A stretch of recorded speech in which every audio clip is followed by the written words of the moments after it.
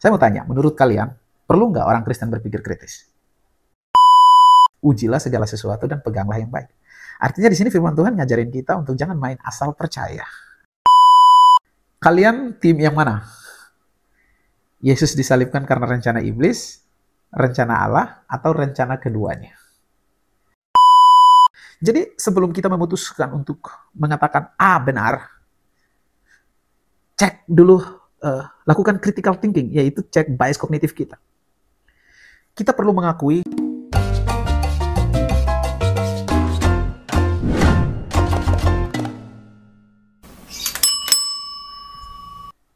halo kawan-kawan semua, apa kabar? Saya harap kalian semua sehat dan baik-baik saja. Oke, selamat datang di channel ini.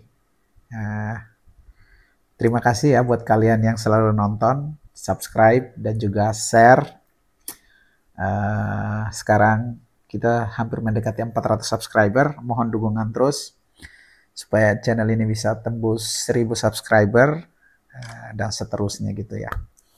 Sekali lagi thank you teman-teman yang sudah support channel ini.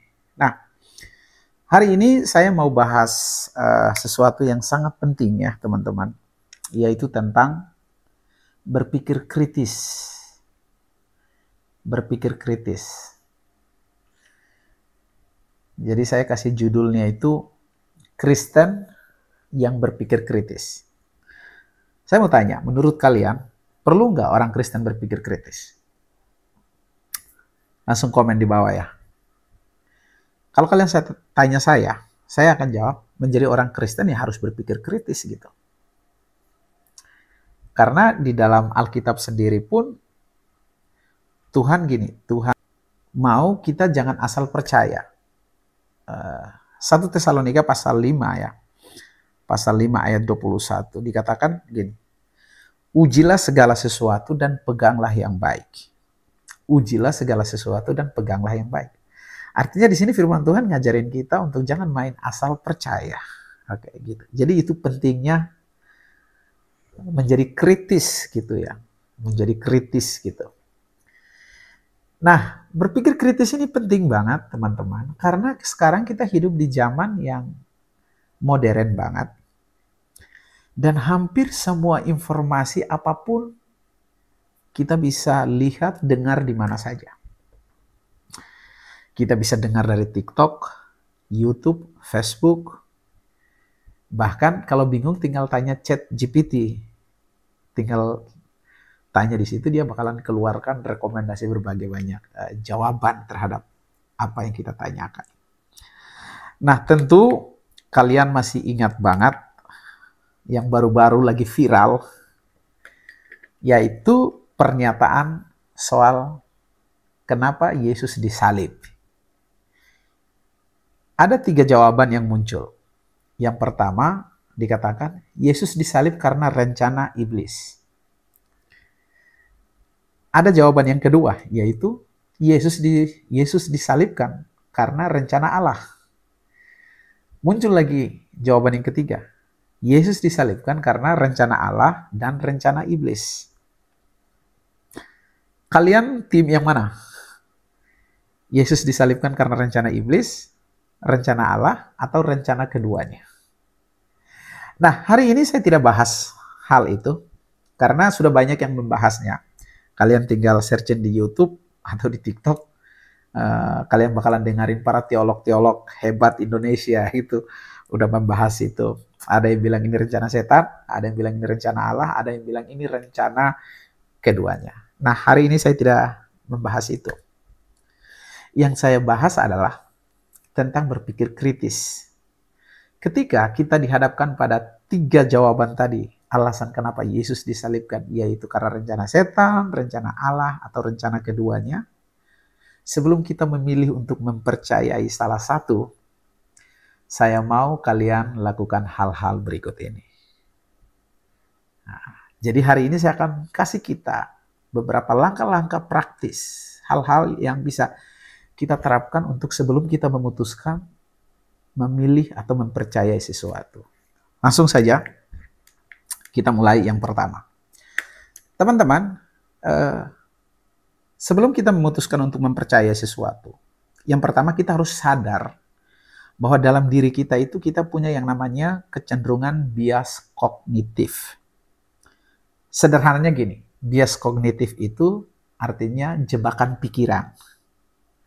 Jadi dalam setiap kita punya jebakan pikiran yang membuat kita menilai situasi atau mengolah informasi itu berdasarkan emosi, berdasarkan pengalaman pribadi, atau berdasarkan kebiasaan berpikir tertentu gitu. Tapi bukan berdasarkan fakta dan data yang sebenarnya. Saya ulang ya. Bias kognitif atau jebakan pikiran kita itu selalu membuat kita menilai sesuatu berdasarkan emosi kita, berdasarkan pengalaman pribadi, atau berdasarkan pola pikir tertentu yang dari dulu kita pernah dengar gitu. Tapi itu bukan berdasarkan fakta. Ya, bukan fakta, bukan data, tapi berdasarkan spekulasi, opini. Dan belum tentu itu benar. Jadi kita sering punya kebiasaan untuk cari atau mengerti informasi yang cocok sama apa yang kita sudah percaya sebelumnya. Dan kita menutup mata terhadap kemungkinan jawaban atau fakta yang berbeda gitu dengan apa yang kita percayai. Contohnya gini, kalau kita yakin tim bola favorit kita bakalan menang, teman-teman, kita cuma baca berita yang bagus tentang tim itu. Dan kita pura-pura nggak mau melihat berita yang lain tentang bagaimana tim kita itu bermain jelek. Kita hanya fokus kepada bagaimana menangnya. Sampai kita lupa tentang kekurangan kenapa kita kalah. Gitu. Nah, ini namanya bias kognitif. Nah, sebagai orang Kristen, bias kognitif ini atau jebakan pikiran ini sering banget menyusup masuk pas lagi kita baca Alkitab.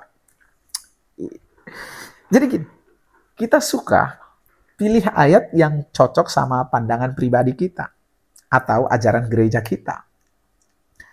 Tapi lupa atau bahkan abaikan ayat-ayat yang berbeda dengan pandangan kita.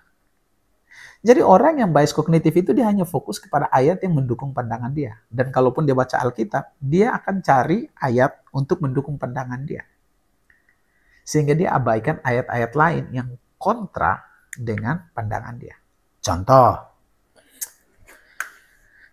kalau seseorang yakin bahwa kaya itu adalah berkat Tuhan, maka kemungkinan besar dia hanya akan fokus kepada ayat seperti Mazmur pasal 1 ayat 3 yang berbicara tentang pohon yang berbuah atau tentang keberhasilan gitu. Nah, akibatnya dia tidak punya waktu untuk memperhatikan juga apa yang ditulis dalam Matius pasal 19 ayat 24 tentang kalau harta itu bisa jadi bahaya buat iman kita. Nah, kalian tahu nggak akibatnya? Akibat dari pemahaman ini membuat iman seseorang itu timpang. Tidak seimbang gitu, miring gitu, nggak seimbang. Jadi dia hanya fokus kepada ayat-ayat tertentu dan melupakan ayat yang lain. Itu namanya bias kognitif. Nah, kembali lagi kepada yang tadi saya sebut soal perdebatan Yesus disalibkan itu karena apa? Karena rencana setan, rencana Allah, atau rencana dua-duanya? Orang yang setuju bahwa Yesus disalibkan karena rencana setan, yang dia lakukan adalah apa, teman-teman? Dia hanya akan cari konten-konten, cari ayat-ayat yang mendukung pandangan dia tentang Yesus disalibkan karena setan. Dan dia tidak mau mendengar penjelasan lain yang berbeda dengan pandangan dia. Dia akan abaikan bahwa Yesus disalibkan itu bukan karena rencana setan. Tetapi ini adalah agenda besar dari penebusan, dari Tuhan gitu. Dan yang dia lakukan adalah hanya fokus kepada pandangan dia, dan kalau bisa, pandangan yang berbeda sama dia, dia bakalan maki-maki gitu. Dia bakalan maki hancur gitu. Nah, jadi di sini teman-teman, sebelum nanti kalian memutuskan untuk mempercayai sesuatu, tolonglah untuk ngerti bias kognitif kalian gitu ya. Di dalam buku, saya lupa tuh judulnya itu, The Art of Critical Thinking, yang nulis itu Christopher Hayes kalau saya nggak salah sebut. Di situ dia bilang, hal pertama yang harus kita lakukan adalah mengakui dan melawan bias kognitif kita. Jadi sebelum kita memutuskan untuk mengatakan A benar, cek dulu, lakukan critical thinking, yaitu cek bias kognitif kita. Kita perlu mengakui dan melawan jebakan pikiran kita. Nah, ini menolong kita untuk berpikir itu hanya tidak satu arah, tapi lebih objektif gitu. Jadi, ini membantu kita untuk berpikir lebih jernih gitu. Kalau kalian baca di Yeremia pasal 17 ayat 9, di situ Alkitab sendiri mengakui bahwa manusia itu rentan terhadap hati yang menipu. Yeremia bilang, betapa liciknya hati, lebih licik dari segala sesuatu. Jadi, berpikir kritis itu bukan cuma soal latihan intelektual, tapi juga pertobatan cara berpikir. Belajar melihat realita kenyataan itu dengan lebih jujur, bukan dengan ego kita. Ya. Itu yang perlu disadari. Jadi pertanyaannya sekarang gini, bagaimana caranya kita atasi bias kognitif ini? Ya, mengacu kepada apa yang tadi dibilang oleh Christopher dalam bukunya Critical Thinking itu, dia bilang, ya kita butuh kesadaran gitu loh, sadar. Yeremia tadi kan ayatnya bilang, kita harus sadar bahwa kita ini punya rentan terhadap penipuan gitu. Sadar bahwa manusia itu kecenderungannya licik gitu. Jadi kita harus sadar dan akui bias kognitif atau kesalahan berpikir kita. Hanya dengan cara begitu, kita bisa memutuskan untuk mempercayai sesuatu. Nah, pertanyaannya yang harus kita tanyakan gini, apa bukti yang bertentangan dengan keyakinan kita? Mengapa kita menolak pandangan lain gitu? Misalnya, kalian, mungkin di antara kalian yang dengerin ini, kalian percaya bahwa Yesus disalibkan, Yesus disalibkan karena rencana setan. Kalian harus bertanya begini, apakah ada pandangan lain yang berbeda dengan ini? Atau kenapa alasannya aku memilih ini dan menolak yang pandangan yang itu? Jadi bertanya seperti itu sebelum nanti kalian memutuskan untuk memilih atau mempercayai sesuatu gitu. Ini juga menolong kalian untuk tidak cepat untuk merespon terhadap mereka yang atau konten-konten yang berbeda dengan pandangan kalian. Lalu kalian langsung mencaci maki gitu ya. Saya kemarin itu nontonin perdebatan soal Yesus disalibkan itu. Saya sedihnya gini, kebanyakan sesama orang Kristen itu saling maki-makian gitu ya. Sampai kata-kata kotor yang tidak pantas diucapkan di situ dikeluarkan gitu. Menurut saya kebanyakan yang saya baca komen itu lebih banyak karena memuaskan egonya. Kita tidak mencerminkan karakter Kristus di dalam dunia maya gitu. Saya sedih sebetulnya. Dan itu juga salah satu alasan untuk saya buat ini. Menjadi alternatif, solusi yang bisa saya tawarkan gitu teman-teman. Sebelum nanti kalian memutuskan untuk menolak sesuatu atau mempercayai sesuatu, berpikir lebih jernih. Jangan-jangan kalian terjebak dalam jebakan pikiran kalian sendiri, yaitu bias kognitif tadi. Makanya dalam Mazmur pasal 139 ya, ayat berapa? 23 atau 24. Di situ firman Tuhan bilang, selidikilah hatiku ya Allah. Ini menurut saya ayat kerendahan hati. Memohonkan Tuhan untuk menyelidiki hati.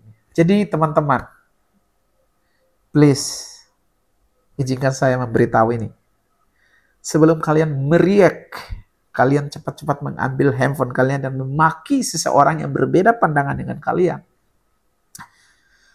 Coba periksa hati, berdoa sebentar. Tuhan, selidiki hatiku.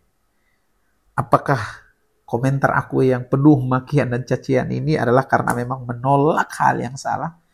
Atau jangan-jangan saya sedang terjebak dengan bias kognitif? Itu yang pertama, guys. Oke, sebelum yang kita lanjut yang kedua, saya mau minum dulu.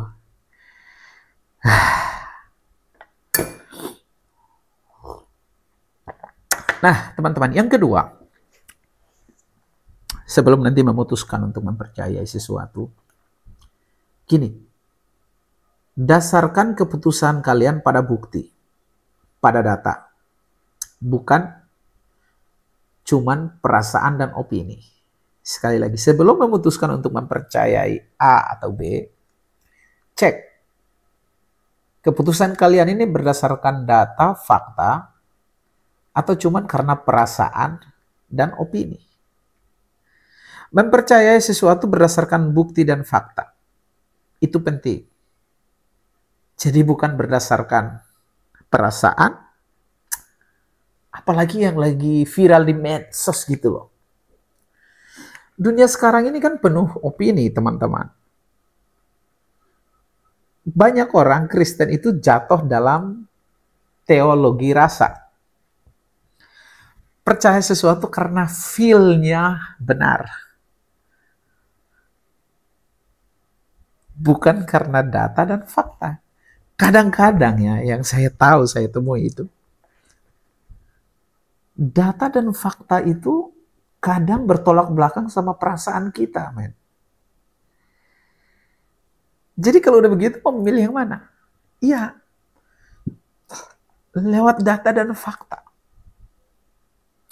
Kita harus gini, dasarkan pikiran kita pada kebenaran yang objektif. Kebenaran bukan tentang siapa yang paling keras ngomong. Kebenaran juga bukan tentang siapa sih yang lagi viral sekarang. Tetapi tentang siapa yang berdiri di atas fakta dan firman Tuhan.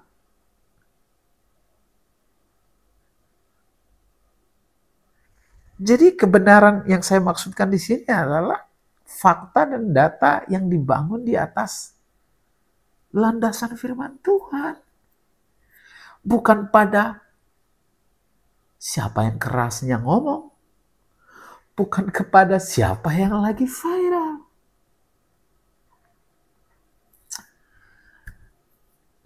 Banyak banget gitu ya, yang mudah banget memberikan statement-statement, bahkan berkhotbah gitu ya. Tapi kalau kita cek pelan-pelan argumentasi mereka atau poin-poin yang mereka sampaikan itu kadang tidak benar sebetulnya. Ya. Entah mungkin karena pengen terkenal, pengen viral gitu ya. Jadi main sampaikan. Yang anehnya lagi, yang begitu tuh banyak banget followersnya gitu. Nah ini balik lagi bukan karena sentimen ya. Aku tidak punya masalah tentang itu. Tapi aku cuma mengedukasi teman-teman untuk please jangan mempercayai sesuatu karena feel-nya benar. Tapi landaskan kepercayaanmu, keputusanmu kepada fakta dan kebenaran, yaitu kebenaran firman Tuhan. Makanya kalau kalian bahas di Yohanes pasal 8 ayat 32, firman Tuhan bilang, kamu akan mengetahui kebenaran, dan kebenaran itu akan memerdekakan kamu. Jadi berpikir kritis rohani itu sama dengan belajar untuk menguji segala sesuatu. Seperti yang tadi dibilang dalam 1 Tesalonika itu. Jadi mengujinya dengan apa? Dengan firman Tuhan. Bukan dengan selera pribadi. Bukan mengujinya dengan kata konten kreator yang lagi viral. Tapi mengujinya berdasarkan buku Alkitab kita. Jadi handphone kalian itu kalau punya Alkitab, tolonglah dibaca itu Alkitab. Jangan cuma download aplikasi Alkitab menuhin memori tapi nggak pernah baca. Atau yang punya Alkitab buku udah jadi debu di rumah dan nggak pernah baca gitu ya. Jadi zaman sekarang itu kita hidup di dunia yang penuh noise, gangguan, suara bisikan, opini dari media sosial, dari influencer, bahkan dari teman kita. Dan kita mudah gampang terpengaruh oleh apa yang terdengar meyakinkan atau populer gitu ya. Mudah banget terpengaruh. Tetapi I want to tell you, man. Dengarkan ini baik-baik. Jangan biarkan opini orang, termasuk opini kita sendiri, jadi dasar utama hidup kita. Prioritaskan evidence, keyakinan kita pada bukti dan data yang terverifikasi, yaitu data berdasarkan kebenaran firman Tuhan. Karena dalam kekristenannya, evidence kita adalah firman Tuhan, teman-teman. Bukan kata tokoh yang lagi viral itu, no. Kebenaran kita adalah kebenaran firman Tuhan. Bukan perasaan, bukan tradisi budaya. Bukan asumsi orang lain, bukan opini. Tapi kebenaran firman Tuhan. Makanya sekali lagi Alkitab, Yohanes tadi bilang, kamu akan tahu kebenaran dan kebenaran itu akan memerdekakan kamu. Wow. Jadi teman-teman, jadi Kristen itu nggak boleh andalkan feel ya. Nggak boleh andalkan feeling doang gitu. Nah, saya tidak bermaksud untuk tidak boleh pakai perasaan. Bukan itu maksud saya. Tapi jangan cuma perasaan doang.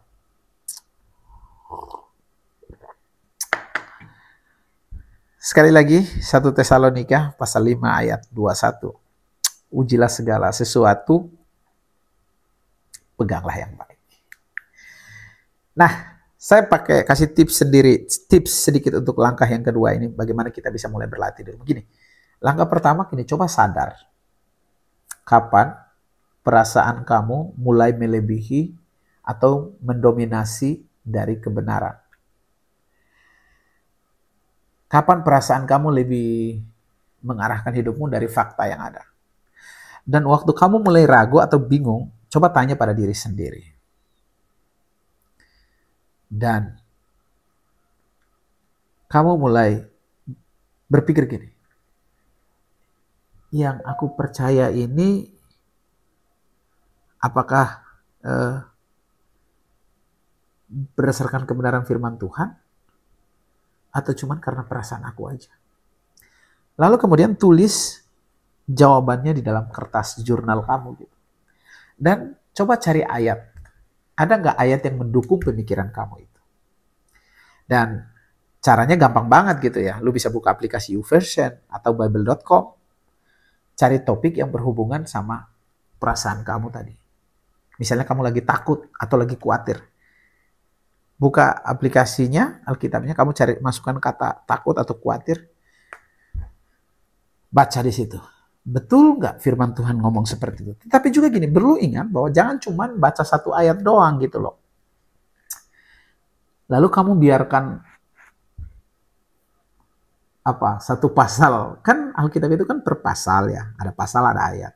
Nah, jangan cuma baca satu ayat yang berhubungan sama perasaan kamu, lalu kamu tinggalkan pasal yang lain. Karena gini, firman Tuhan itu kan punya konteks.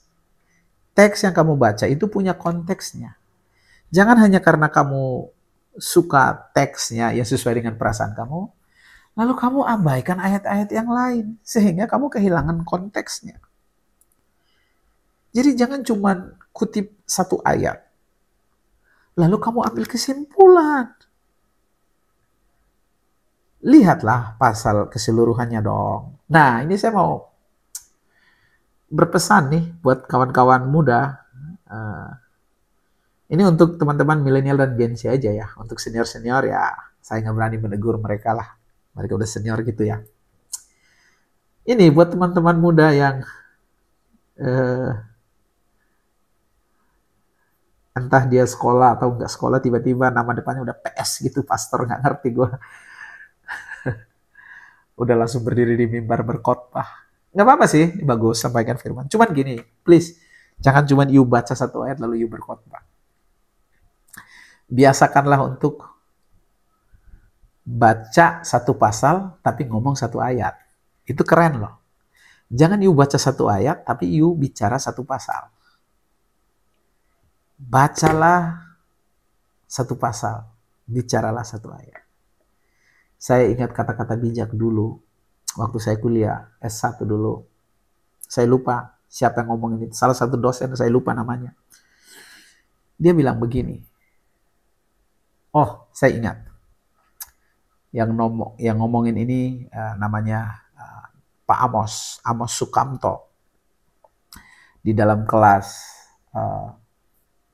teologi kontekstual waktu itu. Dan dia pernah bilang, bacalah 1000 buku, bicaralah satu kata. Wow. Dia bilang, baca 1000 buku, bicara satu kata. Dan kata-kata itu saya masih ingat sampai hari ini. Dan itu selalu mendorong saya untuk setiap kali saya mau berkhotbah, saya harus mikirin betul-betul. Karena gini, kalau kita main asal ngomong, apalagi cuma baca satu ayat terus ngoceh-ngoceh di depan. Udah cuma teksnya doang, konteksnya gak jelas. Udah ngomong lah kemana-mana. Jadi contohnya kan comot-comot ayat gitu. Jadi kawan-kawan, please nih, yang suka-suka berkhotbah, I challenge you man, bacalah Alkitab itu. Kalau bisa gini, satu hari bacalah satu pasal. Supaya kamu tahu ceritanya utuh. Gini loh, Kejadian sampai Wahyu itu kan punya satu cerita kesinambungan bro. Ya, kalau kita baca keseluruhan kita jadi tahu benang merahnya. Kita jadi tahu bahwa dari Kejadian itu ada namanya penciptaan. Dan baca terus-terus di dalam Kejadian pasal 3 kita ketemukan yang namanya kejatuhan. Mulai dari Kejadian pasal 3 sampai Wahyu itu namanya penebusan. Pemulihan gitu. Jadi alurnya itu harus jelas. Jadi jangan cuman ambil satu ayat lalu lu mulai ngomong kemana-mana. Ya elah, apalah itu kan. Yang berikut ini gini. Pikir secara sistematis, lihat gambaran besarnya. Jadi Alkitab itu kan bukan kumpulan ayat-ayat yang berdiri sendiri, tapi itu satu cerita besar loh.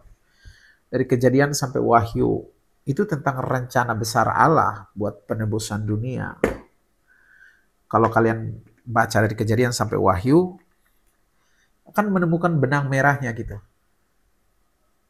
Kejadian pasal 1 sampai pasal 2, pasal 3 itu udah mulai namanya kejatuhan gitu ya. Nah, dari kejatuhan itu kan ada proto evangelism gitu ya dalam istilah teologinya. Rencana awal penebusan gitu ya. Dari situ mulainya. Dan sampai kitab Wahyu gitu lah. Jadi kalau kayak film gitu loh. Lu nonton dari awal sampai akhir. Baru lu boleh berkomentar. Jangan cuma nonton datang udah telat 15 menit. Nonton sisanya lalu mulai berkomentar. Itu udah gak betul. Atau lu cuma nanya ke teman-teman lo, guys, gimana tuh awalnya tadi? Belum tentu teman lu kasih tahu lu yang benar. Apalagi dia pun datang terlambat juga. Ya makin sesatlah kalian. Belajarlah untuk melihat, artinya gini, lihat dari utuh, dari awal sampai akhir. Barulah mulai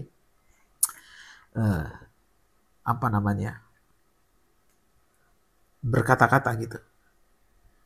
Jadi jangan cuma lihat satu potong, tapi pahami semuanya. Karena itu saling nyambung gitu. Nah yang terakhir nih, dengar, pahami, baru komentar. Sekali lagi, dengar, pahami, baru komentar. Jangan cuma dengar, tidak pahami, lalu mulai komentar. Lincah banget tuh jarinya, tungtang, tungtang, alamak. Apakah memang gitu ciri khas orang Kristen? Dengar, nggak pahami, lalu berkomentar. Kawan-kawan yang mudah banget kasih komentar-komentar di postingan orang, please pahami dulu baru kamu komentar. Yakobus 1 ayat 19 bilang gini, hendaklah kamu cepat mendengar, lambat berkata-kata, dan lambat untuk marah. Itu kata firman Tuhan loh. Cepat mendengar, lambat berkata-kata, dan lambat untuk marah. Kemarin itu ya, nontonin perdebatan soal Yesus disalibkan itu, aduh, saya kadang miris juga melihat sesama anak Tuhan gitu loh, yang sesama orang Kristen gitu, saling maki-maki gitu. Apalah itu coba. Ayat ini kan bilang cepat dengar, lambat berkata-kata, dan lambat marah. Entah gimana ceritanya, langsung marah-marah. Komentarnya ada yang sampai maki-maki loh. Tuh, kebun-kebun binatang, nama-nama yang ada di kebun binatang itu keluar semua. Aduh, itu sangat miris banget. Jadi, teman-teman, maksud saya itu adalah sebelum merespon terhadap sesuatu, tolonglah berpikir kritis. Karena dengan berpikir kritis itulah kita tidak mudah untuk disesatkan. Gitu ya. Jadilah orang Kristen yang berpikir kritis. Seperti firman Tuhan tadi katakan di dalam 1 Tesalonika 5 ayat 21. Ujilah segala sesuatu dan peganglah yang baik. Senantiasa menguji teman-teman. Betul gak yang dibilang kawan itu? Betul gak yang dibilang orang ini? Uji. Sekalipun dia viral, tapi kamu perlu mengujinya. Paulus itu kan kasih nasihat, dia memuji jemaat di Berea. Bahwa jemaat itu tidak hanya dengarkan apa yang Paulus khotbahkan, tapi mereka selidiki.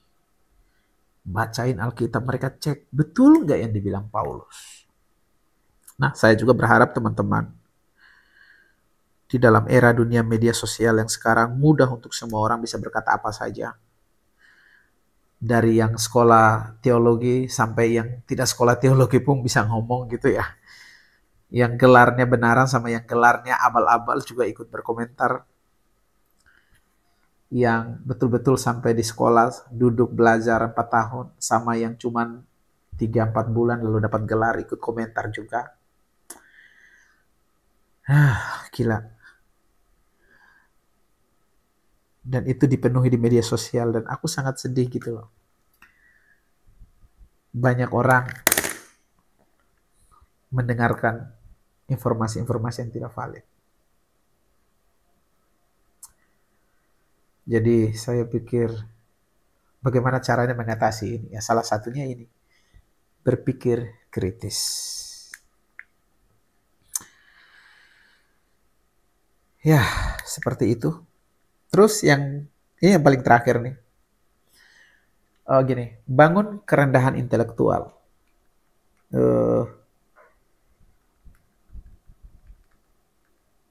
Sadarilah bahwa pemikiran kita itu terbatas ya.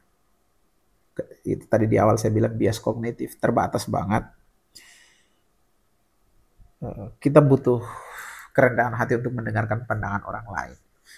Kayak misalnya di handphone ini kan, kalau aku lihat dari sini kan, cuma lihat bagian sini doang. Belakang ini kan aku nggak tahu. Jadi aku butuh pandangan orang lain, bantuan orang lain untuk bisa melihat secara keseluruhan gitu.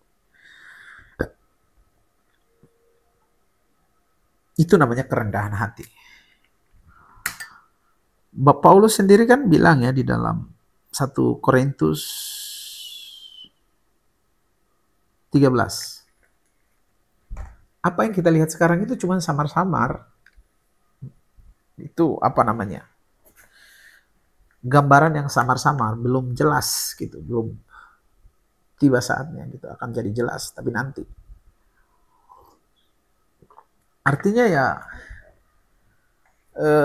Paulus mau bilang bahwa pemikiran itu terbatas. Jadi ya karena terbatas ya kita harus belajar untuk kerendahan hati dalam melihat perspektif orang lain gitu. Apalagi di kehidupan era AI seperti sekarang. Itu banyak banget informasi yang kita dapatkan, debat online tanpa akhir, dan semua orang pengen benar gitu. Tapi justru disitulah kerendahan hati jadi kekuatan. Karena waktu kita bisa bilang, aku belum tahu, mungkin aku salah. Tuhan bisa pakai momen itu buat menumbuhkan hikmat yang sejati. Jadi kalau saat lagi debat teologi atau diskusi tentang iman, jangan takut bilang, menarik juga ya, aku belum pernah kepikiran ke arah situ. Bilang aja jujur.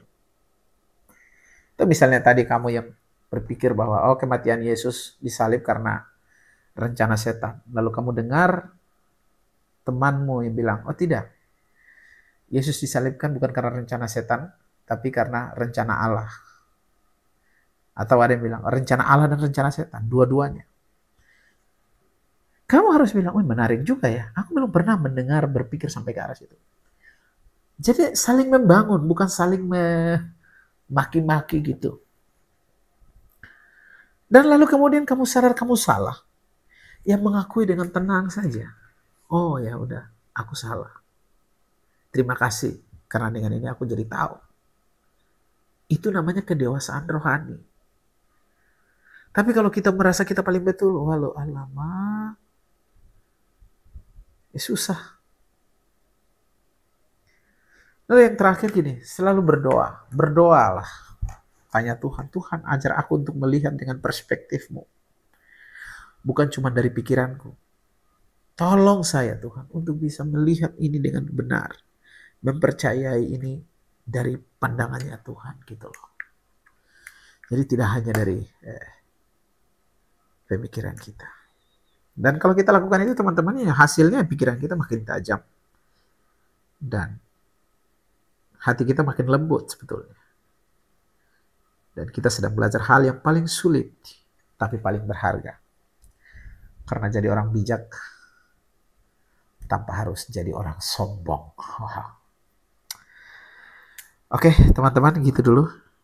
Aku harap ini bisa memberikan alternatif filter gitu ya, saringan dalam pikiran kita sebelum kita mempercayai sesuatu atau memutuskan untuk memilih, membuat keputusan dan pilihan. Ini bukan hanya cuma soal apa yang tadi saya sudah bahas, tapi ini juga soal kalian bisa pakai memilih pasangan hidup, karir, masa depan, everything gitu, bisa pakai metode ini gitu lah. Ukurannya selalu pada firman Tuhan gitu. Oke teman-teman, sampai ketemu di lain waktu. Terima kasih buat kalian yang sudah nonton. Mohon untuk dukung terus channel ini supaya sebelum akhir Desember kita udah bisa tembus 1000 gitu ya. 1000 subscriber.